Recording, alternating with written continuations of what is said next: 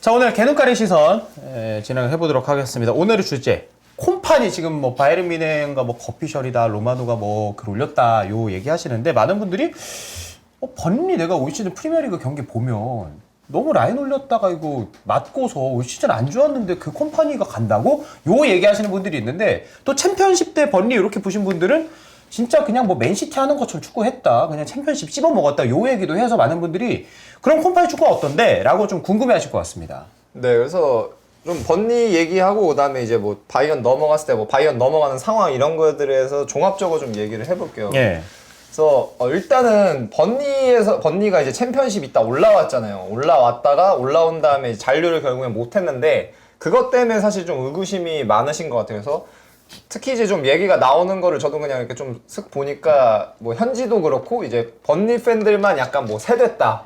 왜냐면은 뭐 그런 얘기가 있더라고요. 그러니까 체급에 맞지 않는 약간 번니 스쿼드 형편상 객관적인 전력에 맞지 않는 이제 게임 모델을 가져와가지고 그걸 해놓고 켰다. 켜가지고 이제 번니만 큰일 났다. 뭐 우리 이런 축구 이제 다르게 해야 되는데 이거 어떡하냐. 네, 뭐 그런 얘기들이 이제 현지도 있고 좀 그렇더라고요. 우리 그거 아니야. 우리 그냥 내려앉아가지고 어떻게든 승점을 좀 꾸역꾸역 따가지고 잔류하는 게 중요한데, 콤파니 개품 있는 대로 잡고 뭐 이거 해볼 거지 뭐 이렇게 해가지고 우리 그냥 현혹시켜놓고 지만 쓱 나가? 막 이런 느낌 아니야. 딱 그거죠. 그리고 그 이전까지 우리가 생각했던 번리 이미지가 그 션나이츠 이미지가 너무 세가지고. 그치. 네, 그래서 더 그런 걸 수도 있어요. 네.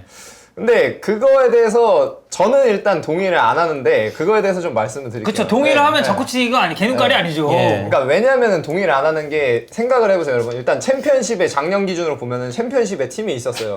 그럼 이 팀의 목표는 뭐겠어요? 승격이죠. 예. 그리고 승격이고, 번리 같은 경우에 결국 챔피언십 우승을 했으니까 뭐 내부적으로 목표가 뭐 2위 승격이었는지 아니면 우승이었는지는 모르겠지만 어쨌든 승격이었을 거란 말이죠.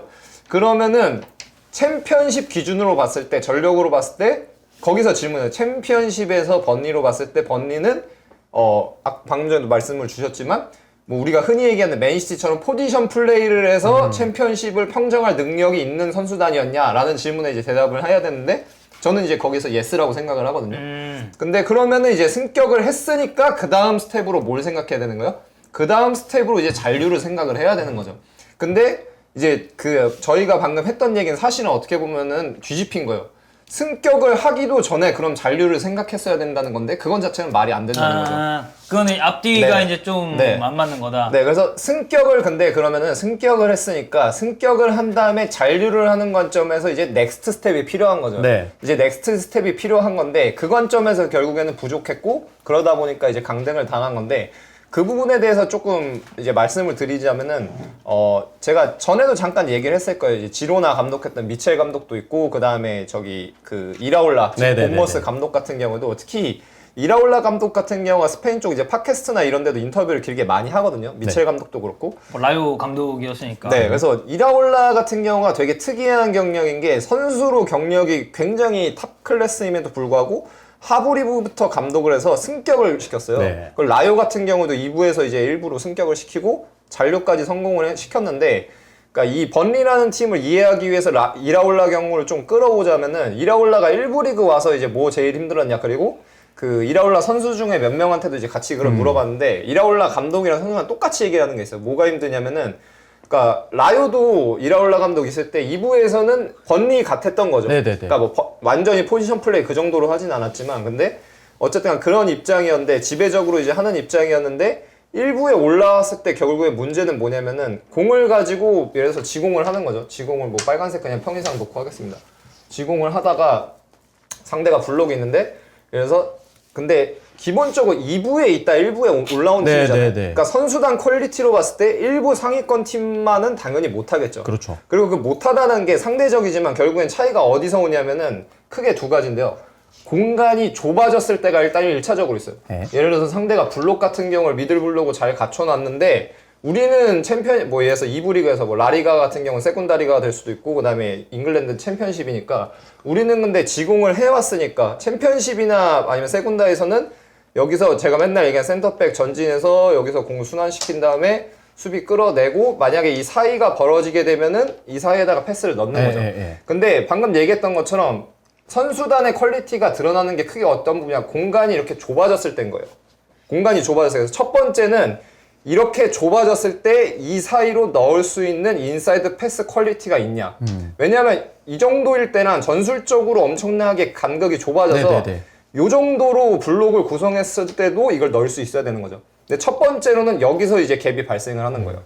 일부러 넘어왔을 때 여기서 1차적으로 턴오버가 발생하고 혹은 들어간다고 하더라도 여기서 이 좁은 공간에서 공을 컨트롤해서 다음 플레이 이어갈 수 있느냐에서 또 한 번 또 갭이 발생을 하는 거예요. 딱 개인 기량이네요, 진짜. 네. 그래서 1차적으로는 이렇게 공간이 좁아졌을 때 발생하고, 그 다음에 두 번째는 뭐냐면은, 두 번째는 이제 상대에 관한 건데, 이렇게 해서 여기서 만약에 공을 뺏겼어요. 상대한테 공의 소유권을 내줬어요. 그러면은 거기서 또 어디서 발생하냐면 상대의 퀄리티에서 차이가 있는 거예요. 공간이 넓어졌을 때. 그러니까 우리가 수비를 할 때 상대가 활용할 수 있는 공간이 넓어졌을 때, 그래서 2부 같은 경우에는 이것도 결국엔 근데 이제 절대적인 평가는 아닙니다. 2부 선수들이 떨어진다는 게 아니고 1부랑 비교했을 때 떨어진다는 건데, 2부는 상대적으로 이렇게 턴오버를 줘서 공의 소유권을 넘겨주더라도 여기서 우리가 되찾아올 여지가 좀 더 있다는 거죠.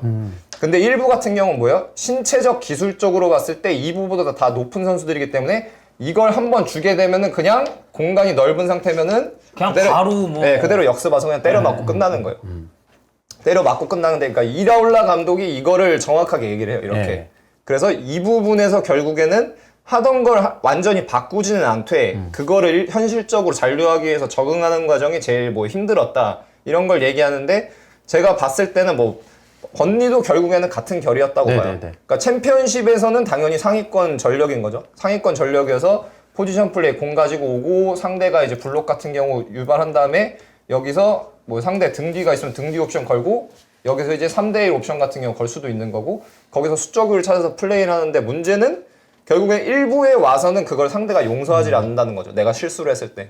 대표적으로 해서 어떤 경기가 있냐면은 전반기에 토트넘이 원정이었어요. 번니 홈이고 이제 원정이었는데 5대2로 토트넘이 아마 이겼을 거예요. 그 경기 같은 경우 보시게 되면은 그냥 편의상 이거 토트넘을 빨간색으로 하겠습니다. 토트넘이 이제 공격 전개를 할 때 번니가 압박을 어떻게 했냐면은, 이 경기 제가 기억났을 때보다 장코치가 무슨 얘기할지 모르겠지만 보면서 이 생각 들었죠. 아, 자기 할 거는 하네 계속. 했는데 맞아. 그게 맞는 건지 모르겠네요라고 제가 마무리를 했던 것 같아. 그거 아마 형이랑 저랑 같이 봤는데 골키퍼한테 손흥민이 압박 엄청 걸어. 근데 골키퍼 킥미스도 그날 좀 많이 나오고 공격권도 토트넘이 많이 가져오고 이랬어. 그게 번니가 근데 재밌는 건 뭐냐면 선제골을 먼저 넣었거든요. 맞아요. 4분 만에 넣었어요. 선제골 먼저 넣고, 그 다음에 근데 이제 선제골 먼저 넣고 흐름 자체가 좋았는데 동점골을 먹히면서 조금 이게 많이 안 좋아졌어요. 흐름이 넘어갔는데, 번니가 그날 압박을 어떻게 했냐면, 토트넘이 이제 센터백 같은 경우 2명 내려가 있고, 그 다음에 이제 포로가 있긴 한데 계속 등 뒤로 돌아가잖아요. 미드필더 라인 돌아가는데, 여기서 이제 번니가 압박을 어떤 식으로 했냐면은 이제 왼쪽 윙을 아마 끌어놨을 거예요. 왼쪽이 있고 투톱이 있고 끌어놔서 여기서 약간, 그러니까 다이아몬드 사사이처럼 아스날이 이제 압박할 때 이번 시즌 많이 보여줬던 형태처럼 구조 자체는 가져가는데, 대신에 여기서 이제 포로를 막는 게 왼쪽 센터백이 올라오고, 그 센터백에서 여기서 백라인에서 이렇게 1대1로 이렇게 아마 수비를 했을 거예요. 그래서 여기서 이제 1대1로 이제 걸고, 여기서 이제 1대1로 이제 다 걸고 수비를 했는데, 1대1 동점골 먹힌 상황이 뭐가 있었냐면은 아마 번니 코너킥이었을 거예요. 번니가 코너킥을 했는데, 코너킥을 하고 이제 토트넘도 공격을 전개해서 골킥으로 가기 위해서 진영을 갖추고, 번니도 코너킥 공격을 해서 공이 나갔으니까 수비로 이렇게 다시 압박 형태를 갖춰야 되는 상황인데, 그 골 들어갔을 때 이제 장면 보시게 되면은 여기서 이게 늦어요, 한 번. 그러니까 여기서 여기 늦어가지고 여기서 공이 한번 빠져가지고 여기서 2대1 수적 우위 나오면서 뒤로 아마 빠져나갈 거거든요. 그리고 이걸 빠져가지고, 왜냐면 여기서 2대2가 걸려있는데 이 둘 중에 한 명이 누구예요? 손흥민인 거죠. 그러니까 끝난 거예요, 여기서. 여기서 한 2m, 3m 여기 약간 압박 늦게 가는데 그걸로 풀려가지고 1대1 동점 내주고, 그 다음에 5대2가 되거든요, 최종적으로 봤을 때. 결국 이제 우리가 그러면은 토트넘이 막 연패하고 뭐 하고 했을 때, 그리고 이제 자기들보다 비슷하거나 높은 팀 상대로는 토트넘이 참 못한다라고 했는데 중하위권 팀들하고는 어느 정도 비빌 수 있다. 그리고 우리가 그 토트넘에 대해서 그렇게 별로다라고 해도 벌리 정도의 팀하고 했을 때는 이런 장면을 충분히 만들 수 있다 이런 거 아니에요 사실. 네, 그리고 거꾸로 보면 번니의 경우에도 약간 그걸 느껴야 되는 거죠. 2레벨에서는 이거 코너킥 공격한 다음에 정렬되는 거 늦어서 공 한 번 압박 빠지면 그냥 끝나버리는 거다. 특히 그리고 이거는 뭐 좋다 나쁘다는 아닌데 결과론적으로 보면 압박을 이렇게 왜 했냐라고 할 수도 있죠. 왜? 손흥민이 있는데 야 여기서 원어너를 해가지고 맞아. 뒷공간을 이렇게 그치. 주는 게 맞아? 그치. 라고 할 수는 있는데 근데 콤파니는 어쨌든 간 그렇게 하지 않았으면 또 다른 리스크가 있었을 테니까 그 리스크를 감행하는 걸 택했던 건데 이제 결과가 그렇게 됐던 거죠. 요 작은 차이로. 그러니까 아까 얘기했던 공간이 좁아졌을 때랑 공간이 클 때 그리고 이제 1부 리그에서 살아남기 위해서 플레이한다는 건 결국에는 이런 것조차도 이제 안 줘야 된다는 거에서 번니는 좀 부족했던 거죠. 근데 반면에 이제 번니에 대해서 이제 특히 그리고 콤파니에 대해서 저는 긍정적으로 보는 부분은 뭐냐면은 일단 이런 아이디어 자체예요. 네. 이 아이디어 자체. 그러니까 아까 저희가 처음에 얘기했던 것처럼 팬분들이 보셨을 때는 야 이거 번니 이거 해가지고 잔류해야 되는데 이렇게 하는 게 맞아라고 할 수도 있지만 근데 그러니까 그거는 이제 구단 내부적으로 프로젝트가 어디로 가느냐에 따라서 다르죠. 그래서 잔류를 목표로 하고 근데 잔류 이상을 봐서 길게 봤을 때 구단이 더 말 그대로 팀이 더 나은 축구를 하는 것에 포커스가 맞춰져 있는지 아니면 그냥 말 그대로 그때그때 살아남는 거에 포커스만 맞춰져 있는지에 따라 다를 수도 있겠지만 근데 만약에 전자라면은 이렇게 해서 팀이 성장을 해서 살아남는 게 맞는 거죠. 그렇게 해서 필요한 부분을 이제 보강을 하는 거고. 그래서 해외 쪽에서도 이제 그러니까 궁금할 거 아니에요. 아니 왜 바이어는 콤파니를 데려오려고 하냐? 네. 라는 그거에 대해서. 근데 성과보다는 이 감독이 그래서 번리에서 어떤 축구를 했느냐, 어떤 스타일을 네. 가지고 있느냐. 근데 어쨌든 점유적인 부분이나 이런 거에 있어서 보여준 게 있었기 때문에 그런 부분을 많이 아마 바이언이 높게 산 것 같다라는 그런 분석도 있더라고요. 네, 그래서 그런 부분인 거죠. 그러니까 결국에는 이런 아이디어를 내고 결국엔 선수들한테 그거를 훈련 때 납득을 시키고 체화를 시켜서 이걸 행할 수 있게 하느냐까지인데 번니는 결과랑은 관계없이 보게 되면 그거를 꽤 훌륭하게 해낸 편인 거죠. 그거는 순전히 누구의 메리트인 거예요? 감독의 메리트인 거죠. 감독을 포함한 코칭 스태프의 메리트. 어떤 게임 모델을 네. 세웠고 그걸 어떻게 선수들한테 이제 입혔느냐. 네, 그래서 그리고 제가 이거 오늘 하려고 좀 찾아봤어요. 예, 예. 그래서 콤파니가 이제 스페인 사람이면 좀 더 뭐 볼 수 있는 게 많았을 텐데 예. 사실 그렇게 많지는 않고. 근데 좀 찾아봤는데 그 번니의 처음 간 날 예. 프리시즌 시작하는 날 이제 선수단이랑 인사하고 스피치 한 10분 정도 한 게 있는데 이제 그게 영상이 있더라고요. 그대로 올라와 있어서 봤는데 거기서 이제 굉장히 강조하는 게 두 가지인데 뭐냐면은 그러니까 어그레시브해야 된다고 공격적이어야 된다고 굉장히 강조를 하더라고요. 그래서 나는 너네도 알다시피 나는 뭐 디펜더였지만 난 예. 센터백이었지만 나는 공이 있을 때도 공격적이어야 되고 방금 우리가 봤던 것처럼 공이 없을 때도 공격적이어야 된다. 그리고 공격적이라는 건 결국엔 최종적으로 뭘 원하냐면은 하다못해 사이드에서 스로인이 나온 상황에서 나는 공격적이어서 스로인을 수비를 할 때도 공을 뺏어서 골을 넣기를 원하고 우리가 스로인 공격을 할 때도 난 거기서 골을 넣기를 원한다. 굉장히 공격적이어야 된다는 걸 굉장히 중요시하게 여기더라고요. 근데 네네네. 그게 번니였기 때문에 잔류를 성공하지는 못했지만 근데 아까 얘기했던 것처럼 그 환경을 이제 바꿔보는 거죠. 네네네. 그게 번리가 아니고 바이언이라면 그러니까 선수 퀄리티가 다 전체적으로 네. 업그레이드가 되는 거고. 그러면 아까 제가 얘기했던 네. 감독의 능력이라는 건 결국에는 아이디어가 있냐 그리고 그 아이디어를 선수들한테 체화시킬 수 있는 훈련 방법론이나 의사소통 능력이 있느냐인데 번니에서 그게 됐다면 바이언에서 안 될 이유가 없다. 없고 되려 바이언의 선수 퀄리티를 감안하면 더 최적의 감독이 될 수도 있는 거죠. 오히려. 네. 그렇지. 벌리로 따지면 뭐 벌리 팬들이나 선수들에겐 좀 미안하지만 다른 종족이라고 봐도 돼요. 벌리하고 문제는 차이는 그쵸. 사실 예. 다른 수준의 레벨의 선수들이기 때문에 벌리에서 되는 거는 위너에서 될 수 있다. 당연하겠죠. 근데 이제 그런 거 있잖아요. 그러면 이제 뭐 선수단 장악, 예. 라커에서의 어떤 느낌. 너무 이제 첫째 감독 온 거 아니야? 뭐 네. 벌리에서 뭐 승격했는데 여기 미넨이야. 뭐 이런 느낌. 뭐 2부 리그에서 1부 리그 간 거 그거 뭔데 그거? 아니 그래도 근데 강등됐잖아 결국에 일부에서 못 살아남았잖아. 뭐 그렇게 이럴 수 할 수도 있지. 있는 건데 그런 부분도 있지 않을까. 근데 저는 되려 그렇게 생각해요. 그것도 어떻게 보면 약간 다른 종류의 어려움일 수도 네. 있긴 하거든요. 근데 저는 거꾸로 강등권에서 했기 때문에 그게 더 난이도가 높을 수도 있다고 생각을 해요. 예. 더 변수가 많고 더 어려운 환경이고 예를 들어서 그냥 그런 게 있어요. 뭐 이거는 이거는 뭐 제 얘기지만 저한테 이제 뭐 K7 팀 하니까 막 저한테 아 이거 뭐 아마추어 팀이니까 뭐 그냥 하는 거지 않아요? 라고 얘기를 해요. 아마추어 팀이니까 뭐 예를 들어서 이런 거죠. 상대 팀 수준 같은 경우 뭐 안 높잖아요. 이렇게 얘기를 할 수도 있어요. 근데 저도 얘기해요. 우리 팀 선수도 수준이 안 높다고. 그럼 우리 팀이 K7 팀 같지 않게끔 플레이를 해야 되는데 2주에 한 번 훈련해요. 2주에 한 번 훈련해요. 2주에 한 번 훈련하는데 그거를 그러면 할 수 있게 경기 때 만들어야 된단 말이죠. 그러면은 거기서 오는 챌린지가 뭐냐면 훈련도 효율적이어야 되고 제 의사소통 능력도 극단적으로 효율적이어야 돼요. 그러니까 결국에는 콤파니의 경우도 저는 마찬가지라고 생각을 해요. 승격을 하고 2부 리그 선수들을 가지고 2부 리그이기 때문에 되려 그런 게 또 있을 수가 있단 말이에요. 야 이게 우리가 돼? 야 우리 이렇게 아까 뭐 션다이치 얘기했었잖아요. 야 우리 원래 이렇게 하는 팀 아니잖아. 근데 그거를 될 수 있다고 믿게 만드는 게 진짜 힘들거든요. 근데 그 선수들한테 그걸 믿게 만들었고 1부 리그 와서도 그거를 하다가 강등이 되긴 했지만 그걸 했기 때문에 그게 더 어려운 과제일 수가 있다는 거죠. 좀 다른 어려움일 수도 있겠지만. 그러니까 얘기하시는 거를 조금 돌아보면 결국 이제 의사소통 능력도 엄청 중요할 거고. 근데 뭐 아까 그 이제 채팅창에서 잠깐 얘기 나왔었던 게 안들레르트 시절에 이제 라커룸 영상 봤는데 물론 이제 클럽의 규모는 다르겠지만 그 장악하는 능력은 어쨌든 주장 출신이잖아요. 또 이 친구도 부상이 좀 많아서 뭐 못 나온 기간이 있긴 하지만 그래서 뭐 그런 면에 있어서는 뭐 크게 걱정할 부분은 뭐 없지 않을까. 저는 뭐 부정적으로 보는 건 아닌데요. 안더레르트에서는 당연히 말 들어야 되는 거 아니에요? 그 벨기에 출신의 그 어마어마한 레전드인데 와가지고 그 벨기에 사람 형이 얘기하는데 안 들으면은 그게 또 싸가지 없는 거지. 졸라 없는 거지. 오늘 싸가지 얘기 많이 하시네. 근데 또 독일 느낌으로 잘할 수 있잖아.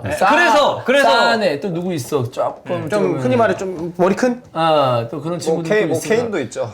근데 건리에서는 뭐 또 이제 라커룸 장악력이 좀 아쉬웠다라고 말씀하시는 분들도 있고 아까 보니까 뭐 디애슬레틱발 보도에서 그런 약간 불화도 좀 이제 있었다고 하고 그게 아마 제가 얘기한 그런 류에서 좀 있지 않을까. 왜냐면 축구적인 접근 방식에서도 그렇고 이제 특히 이제 뭐 다른 팀도 마찬가지지만 이제 강등이나 승격을 이제 좀 반복하는 팀들에 보면은 특히 이제 팀에 또 약간 그 뭐 좀 나쁘게 말하면 고인물 이렇게 자리 잡고 있잖아요. 그런 선수들 같은 경우는 그럴 때 또 특히 어깃장 놓을 수가 있거든요.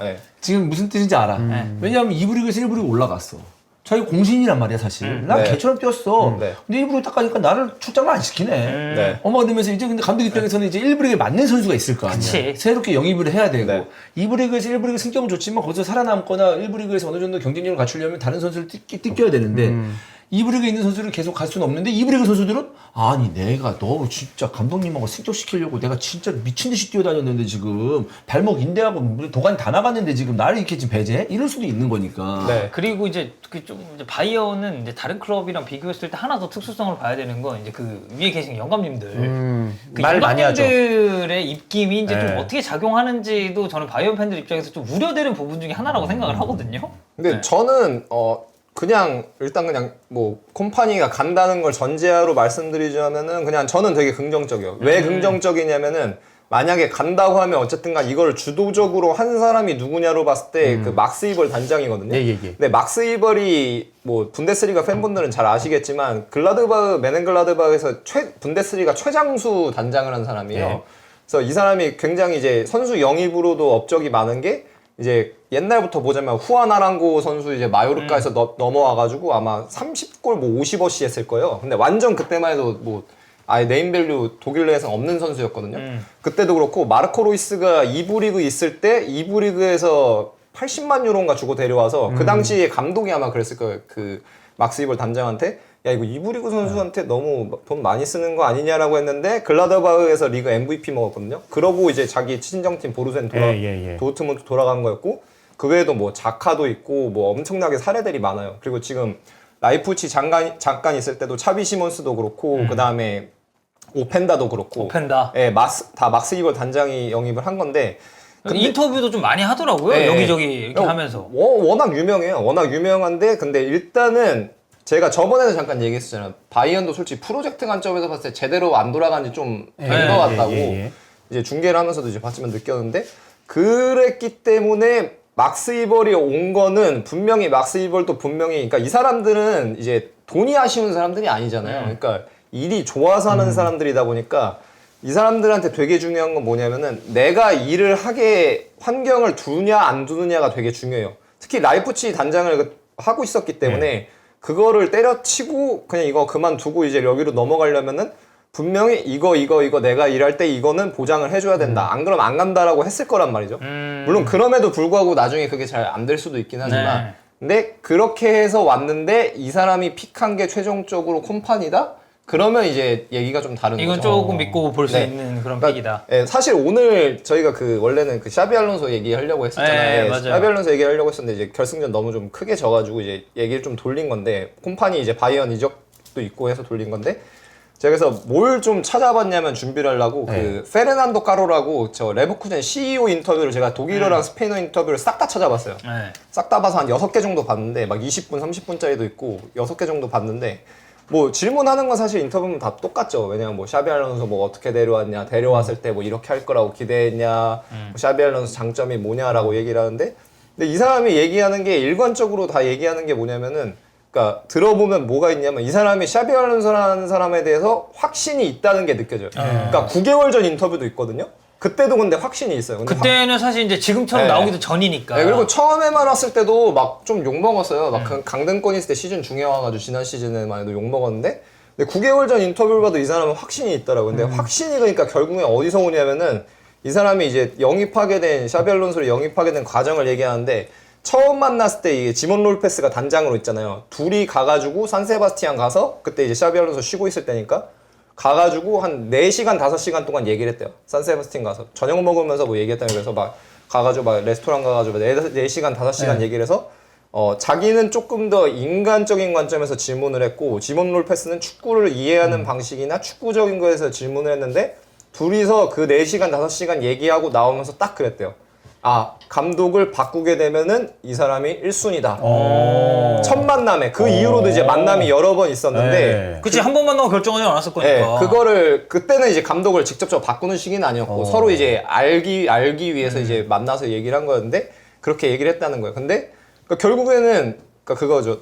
뭐 보통 그러잖아요. 막 감독이 막 성적이 안 나오고 뭐 예를 들어서 아르테타 같은 거 특히 이게 많이 나오잖아요. 미켈이 막 아스날 막 그때 막 승점 막 엄청 안 나오고 했을 때 야 진짜 대단하다 이거 에두도 그렇고 뭐 구단 크랭케도 그렇고 이거를 그냥 뒀네 믿어줬네라고 얘기하는데 사람들이 뭘 믿고 근데 믿어줬냐라고 하는데 그게 그러니까 막스 이볼 같은 경우는 제가 느꼈을 때 이 사람도 결정권자로서 능력이 있는 사람인 거죠. 네. 그러니까 이 페르난도 카로랑 지몬 롤페스가 그랬던 것처럼 내가 사람을 보는 눈이 있고 첫 만남에 이미 4시간, 5시간 대화를 주고받을 정도가 되면은 이 사람에 대해서 뭔가를 봤다는 거잖아요. 네네네. 그러니까 분명히 근데 이 일의 프로세스로 보면은 막스 이벌이라는 사람도 거의 그럴 가능성이 높단 말이죠.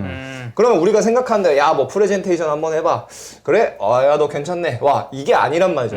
인터뷰 같은 경우에도 뭐 2번, 3번 했을 수도 있고 굉장히 심도 있는 대화를 나누는데 특히 아까 저희가 축구적으로 보자면은 공격적이어야 된다. 공이 없을 때, 공이 있을 때 다 공격적이어야 된다. 이런 얘기를 했는데 그런 것 때문에 영입을 하는 걸 테니까 그러니까 좀 더 믿어볼 만하다는 거죠.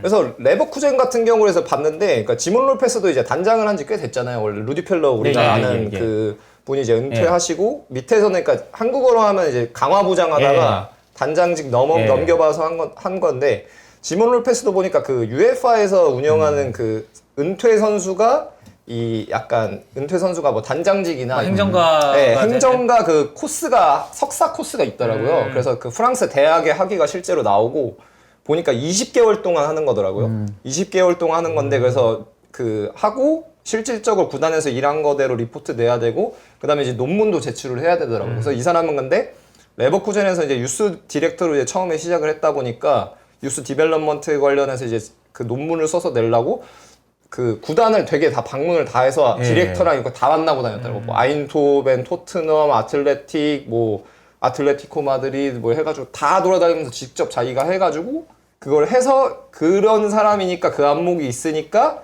샤비 알론소를 같이 데리고 온 거죠. 근데 이제 결국에는 이제 얘기하고 싶은 건 뭐냐면은 뭐 아까 저희가 전북도 얘기하고 했지만 그러니까 제 생각에는 막스 이벌이라는 사람은 결정권자로서 능력이 있는 사람이에요. 어쨌든 보여준 게 네. 지금까지 있었고. 네. 근데 이제 대부분의 경우가 뭐냐면은 감독을 시즌 중에 자르잖아요. 네네. 근데 간과하는 게 뭐냐면 자르면은 그게 제가 결정을 해요. 제가 해서 단장이잖아요.